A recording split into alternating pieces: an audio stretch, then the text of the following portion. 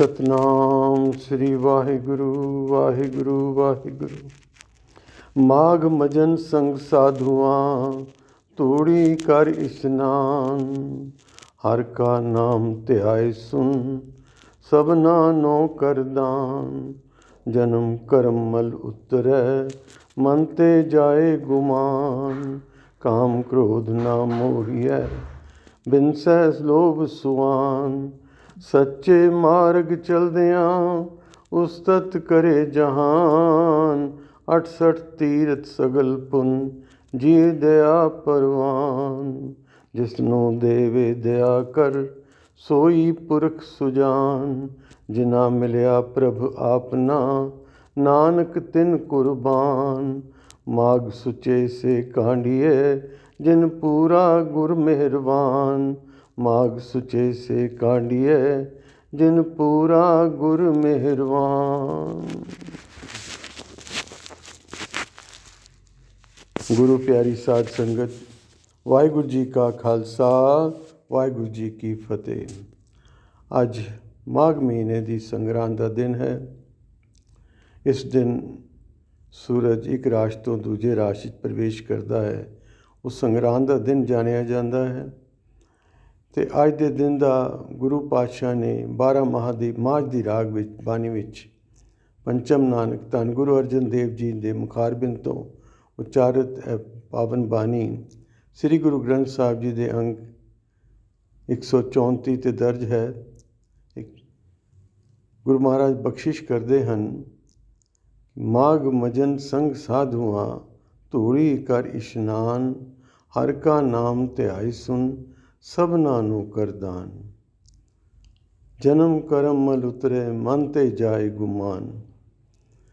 ਇਸ ਦਾ ਸੰਖੇਪ ਅਰਥ ਨੇ ਪਿਆਰੀ ਸਾਧ ਸੰਗਤ, ਗੁਰਦੇਵ ਇਸ ਮਹੀਨੇ ਦੇ ਪਾਠ ਦੁਆਰਾ ਕਿਰਪਾ ਕਰਦੇ ਹਨ ਕਿ ਇਹ ਜੋ ਮਹੀਨਾ ਚੜ੍ਹਿਆ ਹੈ, ਇਸ ਮਹੀਨੇ ਵਿਚਕਾਰ ਤੂੰ ਪ੍ਰਭੂ ਦਾ ਨਾਮ ਸਰਵਨ ਕਰ, ਉਚਾਰਨ ਕਰ ਅਤੇ ਸੰਤਾਂ ਸਾਧੂਆਂ ਦੀ ਜਪਣ ਵਾਲਿਆਂ ਦੀ ਸੰਗਤ ਕਰ।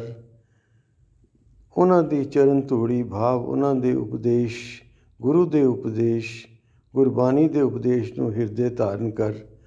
ਉਸ ਬਾਣੀ ਦੇ ਉਪਦੇਸ਼ ਵਿੱਚ ਆਪਣਾ ਅੰਤਰ-ਆਤਮੇ ਦਾ ਇਸ਼ਨਾਨ ਕਰ। ਜਿਸ ਤਰ੍ਹਾਂ ਗੁਰਦੇਵ ਨੇ ਕਿਹਾ ਨਾ, ਤੀਰਥ ਨਾਵਨ ਜਾਓ ਤੀਰਥ ਨਾਮ ਹੈ। ਨਾਮ ਰੂਪੀ ਤੀਰਥ ਇਸ਼ਨਾਨ ਕਰੋ। ਔਰ ਇਹ ਦਿਨ ਦਾ ਬੜਾ ਮਹੱਤਵ ਸਾਡੇ ਦੇਸ਼ ਦੀ ਸੰਸਕ੍ਰਿਤੀ ਵਿੱਚ ਪੁਰਾਤਨ ਸਮੇਂ ਤੋਂ ਚੱਲਿਆ ਆ ਰਿਹਾ ਹੈ। ਇਸ ਨੂੰ ਮਕਰ ਸੰਕ੍ਰਾਂਤੀ ਕਰਕੇ ਵੀ ਜਾਣਿਆ ਜਾਂਦਾ ਹੈ। ਇਸ ਦਿਨ ਸਾਡੇ ਕਈ ਸੰਪਰਦਾਵਾਂ ਦੇ ਵੀਰ ਭੈਣ ਭਰਾ ਉਚੇਚੇ ਤੌਰ 'ਤੇ ਤੀਰਥਾਂ 'ਤੇ ਇਸ਼ਨਾਨ ਕਰਨ ਜਾਂਦੇ ਹਨ। ਅਤੇ ਗੁਰਦੇਵ ਕਹਿੰਦੇ ਨੇ ਇਹ ਜੋ ਨਾਮ ਰੂਪੀ ਤੀਰਥ ਹੈ ਨਾ, ਇਸ ਦਾ ਇਸ਼ਨਾਨ ਸਭ ਤੋਂ ਉੱਤਮ ਹੈ। ਇਸ ਵਿੱਚ ਇਸ਼ਨਾਨ ਕਰ ਅਤੇ ਸਭਨਾਂ ਨੂੰ ਕਰ ਦਾਨ। ਭਾਵ ਇਸ ਦਿਨ ਦੇ ਵਿੱਚ ਦਾਨ ਪੁੰਨ ਦਾ ਬੜਾ ਮਹੱਤਵ ਹੈ। ਪਰ ਦਾਨ ਦਾਤਾ ਬਣ ਕੇ ਨਹੀਂ ਦੇਣਾ। ਦਾਤਾ ਬਣ ਕੇ ਜਿਹੜਾ ਦਾਨ ਕਰਦਾ ਹੈ ਉਹਦੇ ਬਾਰੇ ਤਾਂ ਬਾਣੀ ਨੇ ਸਪਸ਼ਟ ਕਿਹਾ ਹੈ ਕਿ ਭਾਈ ਜੇ ਕੋ ਹੋਏ ਬਹੇ ਦਾਤਾਰ ਤਿਸ ਦੇਨ ਹਾਰ ਜਾਣੇ ਗਾਵਾਰ। भाव जो कोई भी व्यक्ति दाता बन के दान करने का यत्न करता है कि मैं इस योग्य हूँ कि मैं किसी की मदद कर रहा हूँ या किसी कुछ दे रहा हूँ, तो उसको गुरुदेव कहते हैं वो तो गावार है। जिसको भी दान देना है, भेंट देनी है, दान शब्द ही अपने हृदय में ये लाना है कि मैं अपनी जो प्रभु ने मुझे दिया है, मेरी मेहनत करके नहीं मिला, मेरी किसी पात्रता करके नहीं मिला, बल्कि उसकी अनुकंपा, उसकी कृपा, उसकी बख्शिश करके मिला। तो उसनों उदी बख्शिश समझ के जो सानू प्राप्त होया है, जो हमको मिला है, वो उसकी बख्शिश समझ के हम आगे उसको किसी भी ज़रूरतमंद को जो हमें लगता है कि इसको इस समय धन की या किसी और पदार्थ की ज़रूरत है और मुझे परमेश्वर ने सामर्थ्य दी है, तो परमेश्वर के नाम पर दाता बन के नहीं, बिल्कुल इन निम्रता में आकर, क्योंकि ऐसा विद्वान जनों का मत है कि हमारे पास जो भी है ना, उसमें सृष्टि के हर जीव का कुछ ना कुछ हिस्सा है। तो अगर कोई व्यक्ति सामने से अभ्यागत होके आया है तो समझ लो अपना कोई हिस्सा लेने आया है। तो आप तो कर्ज मुक्त हो रहे हो, तो ऐसा ना हो कि कहीं ये समझ में आए कि मैं तो दातार हूँ, लो जी मैंने आज फलाने की मदद की। नहीं, उस परमेश्वर की कृपा आप पे हुई, आपको इतना सामर्थ्य मिला कि आप किसी का कुछ संवार सको। और संवारने वाले आप कौन होते हो? प्रेरक तो वो मेरा गुरु नानक ही है। मैं आपसे छोटी सी एक घटना शेयर करता हूँ।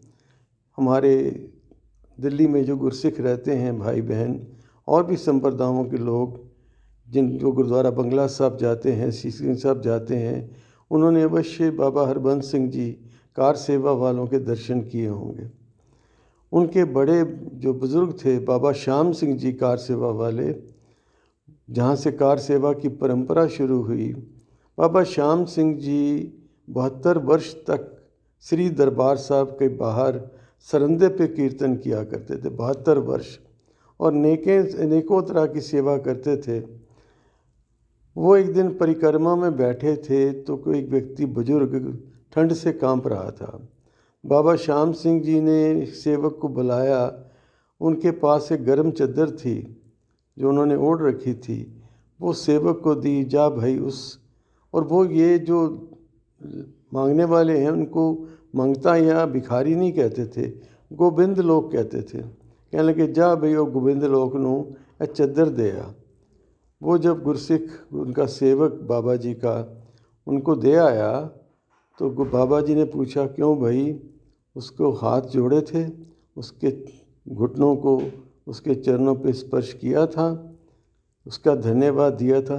कहता नहीं बाबा जी मैं तो चद्दर दे आया। तो बाबा जी कहने लगे जा भाई तू तो चद्दर भी गवा आया।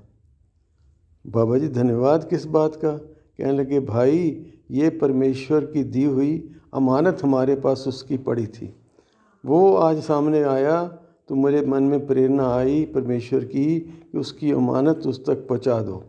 तो हमारे तो सुरखरू हो गए, हम उसकी अमानत उसको दे के उसने स्वीकार कर ली। ये उसका बड़प्पन है, उसकी बढ़ियाई है, तो इसलिए उसका धन्यवाद करना था। तो मित्रों, साध संगत जी, आप इस बात का खास विशेष ध्यान रखो कि जब भी कोई आपसे कोई चीज़ क्या मांगता है या कोई हेल्प मांगता है या कुछ आपके आगे सवाल रखता है, अगर आप नहीं दे सकते ना तो आपका उसका मजाक उड़ाने का या उसको धुतकारने का कोई हक नहीं है। ये बहुत बड़ा पाप होता है, इसकी सज़ा बहुत गहरी मिलती है।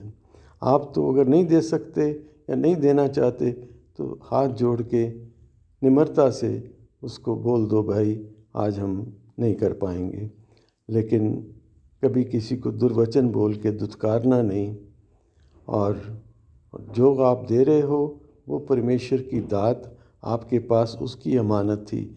ऐसे भाव रख के जब ये दिन में हम कुछ भी अच्छा कर्म दान पुण्य धर्म करेंगे तो परमेश्वर के दर पे हम सुरखरू होंगे। ऐसी भावनाओं के साथ गुरुदेव कहते हैं हर का नाम ध्याय सुन सबना नु कर दान, जन्म कर्म मल उतरे मन ते जाए गुमान। जो जन्मों की पापों की मैल है, कर्मों की मैल है, वो उतर जाएगी और तेरा मन निम्रता में शांति में आ जाएगा। इन संक्षेप में इस शब्द के अर्थ करते हुए आपसे यही अरदास करता हूँ, विनय करता हूँ कि आप गुरु के संदेश को जीवन का अंग बनाएं और हमारे लिए भी प्रार्थना करें कि हम भी गुरु के उपदेश पर चल के अपने जीवन में सुरखरू हो सकें। इन शब्दों के साथ वाहिगुरु जी का खालसा, वाहिगुरु जी की फतेह।